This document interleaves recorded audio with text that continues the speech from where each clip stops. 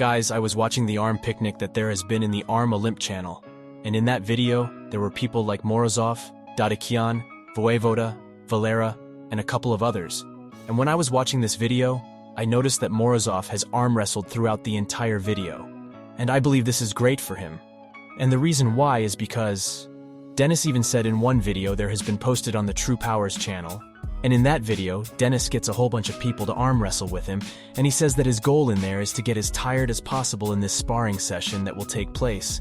Then he proceeds to tell us that he does that so that he can develop more endurance on the table. That is a genius thing to do, like, if you want endurance. Nothing better than having people around to arm wrestle until you can't do it anymore. And this is also a training that Devon does it.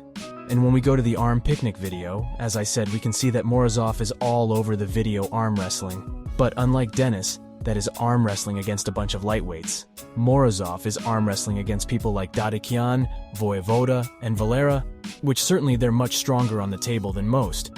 So this is why Morozov had to take a few breaks during his table time in there.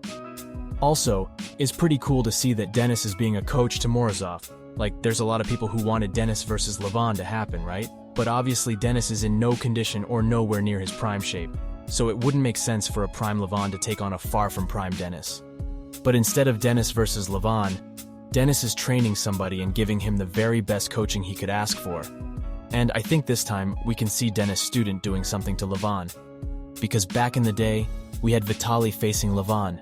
And for those of you who didn't know, Denis was in Vitaly's corner there, which leads me into thinking that Denis was being his coach too.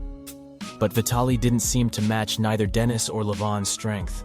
But Morozov seems to be up there with them. Do you guys think that Morozov is the one to beat Lavon later on? Leave down in the comments, and thank you so much for watching.